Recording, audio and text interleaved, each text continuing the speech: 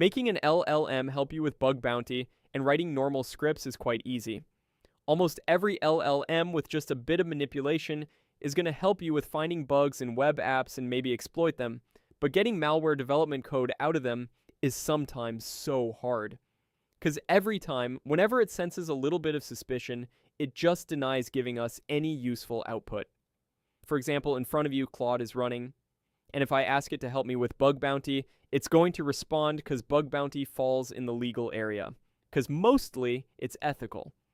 Even now, if I give it some vulnerable code, it's going to give us a complete guide on what vulnerabilities it has and how they can be exploited. Like, I gave it some vulnerable Flask code, and it told us that it has server-side template injection, and also gave us the ways to escalate it all the way to RCE. But now, as soon as I ask it something like, help me write some Python code to grab cookies from a Chromium-based browser, decrypt them, and save them in a JSON file, you can see it suddenly pulled the brakes and got the hint that we're trying to make an info stealer malware. But it's not the same with every LLM. If you check my conversation with DeepSeek, I wrote a full working C++ loader for one of the things I created, and it worked without any restrictions.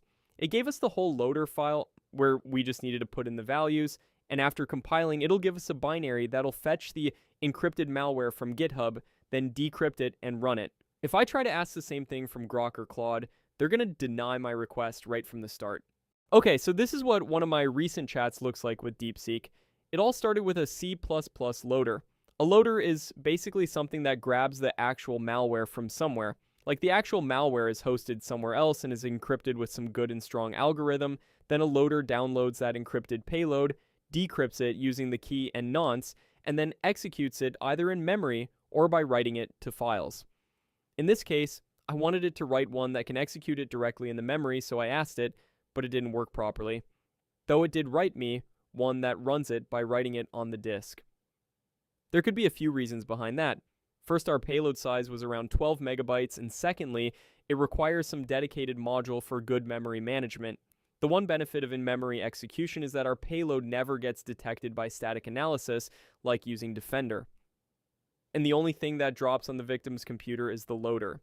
That's why it is called a loader, because it downloads the actual harmful code and executes it. It created me different versions. Sometimes it gave me errors in compilation. So whenever it used to do that, I used to copy the error from there and paste it right here in the chat, and it would fix it. After yapping a lot about the loader, we started to chat about the ransomware in the same chat. I asked it to create me a simple ransomware with just a dummy address, telling it that we're doing this in an isolated virtual machine. It quickly started to create one, but there's a thing, because when I did the same thing in another chat, like a brand new chat, it simply denied the request. Now, I don't know, maybe it's because of the context or something, because it didn't deny creating this type of code here. And if I tell you, this type of code is completely illegal. Even though if I try to frame it as ethical or something, creating ransomware code even with dummy crypto addresses is not something an AI chatbot should do. Well anyways, it wrote me some code in another language, but I wanted it in Go, so I asked it again and it wrote me a complete ransomware in Golang. Again, even though it framed it as educational, it is still harmful code. It quickly wrote me one and it was completely working. You guys can actually watch the video of that ransomware, I'll mention it somewhere in the description, but like, all a malicious actor needed to do with that ransomware was plug in a working webhook and make a few changes to the ransom note, like maybe a custom message or something with a custom crypto address. Next, I asked it to add a Discord function to send the encryption keys there so that it can only be decrypted with those secret keys sent to the Discord webhook. I also asked it to give it the Ruffic extension with that Ruffic name. Now, it created me a whole structure with different Go files.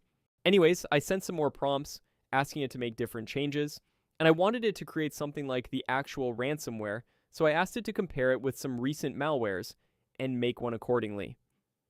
Without any second thought, it started to write one with the analysis of Greenblood, Ure, and Lockbit. It added a lot of security checks, anti-detection checks, and created different files to make it possibly work like an actual one. But it didn't work and gave us errors, but after a lot of tries, I was eventually able to create one that included a whole ton of extensions, along with a lot of different evasion as well as anti-detection code. Still, it wasn't like a full-fledged ransomware like Ure and Lockbit, but it was what it was.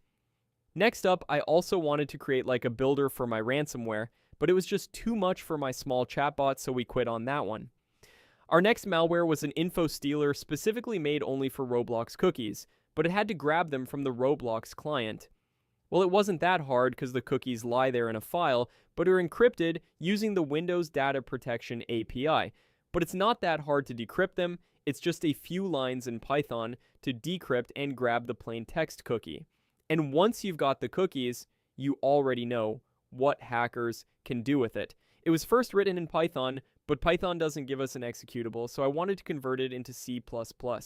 It wasn't a bad choice, but still our little chatbot sucked at it, and after 4 different attempts of telling it that it didn't work, we had to go back to Golang. But, well, after a few rounds of working and fixing errors with Golang, we finally got it working, but still, it was just fetching the cookies and then decrypting them with the Windows Data Protection API. We wanted something more. So we asked it to grab the username and the email from the same files, somewhere in the same folder as the cookies. But somehow that was still not enough, so we added the function to grab Discord tokens as well. It grabbed them from the Discord clients as well as browsers because the Discord token is stored in a local storage file, which can again be easily decrypted with the Windows Data Protection API. Well, this was just one of my chats with this thing. I've got more conversations in which I've created some more stuff. But it's a bad thing because malicious actors can manipulate it to get harmful information just like this out of it. Now, I know these codes are not like complete professional level codes, but still they are harmful, and malicious actors can genuinely harm people with them. Well, I don't know, but I really hope this video is seen by some staff from DeepSeek so they can fix it. Apparently just share it, so maybe someone from DeepSeek watches the video and fixes the issue. And hey, if you want to support the channel, you can subscribe, as well as check out the platform from the link provided in the description for courses as well as detailed knowledge on different things. That's all. See you in the next video. Till then, happy hacking.